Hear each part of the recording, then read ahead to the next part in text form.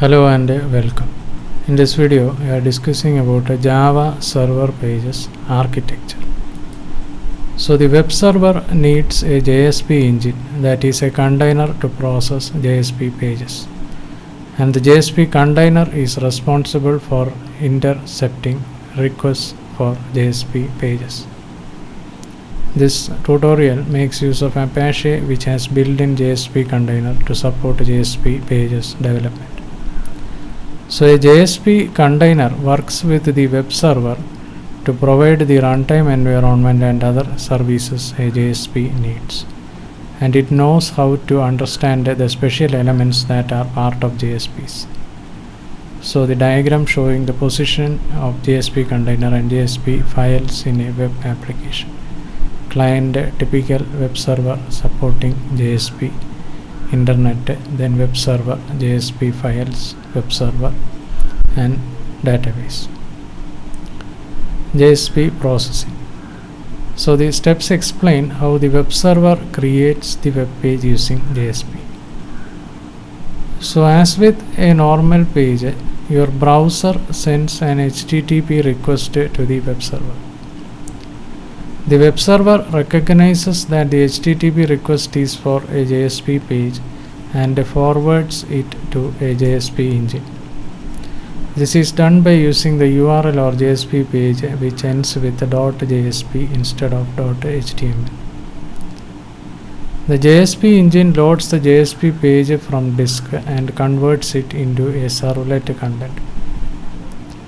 This conversion is very simple, in which all template text is converted to println statements and all JSP elements are converted to Java code. And this code implements the corresponding dynamic behavior of the page. The JSP engine compiles the servlet into an executable class and forwards the original request to a servlet engine. A part of the web server called the servlet engine loads the servlet class and executes it. During execution, the servlet produces an output in HTML format, and the output is further passed on to the web server by the servlet engine inside an HTTP response. The web server forwards HTTP response to your browser in terms of static HTML content, and finally the web browser handles the dynamically generated HTML page inside the HTTP response exactly as if it were a static page. So typically the JSP engine checks to see whether a servlet for a JSP file already exists and whether the modification date on the JSP is older than the servlet.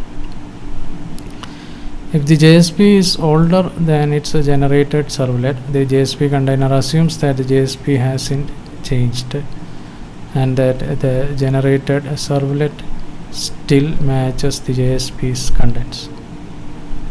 This makes the process more efficient than with other scripting languages such as PHP and therefore faster. So in a way, a JSP page is really just another way to write a servlet without having to be a Java programming phase, except for the translation phase. A JSP page is handled exactly like a regular servlet. So this was a brief discussion on Java server pages architecture. Thanks for watching this video. Bye for now.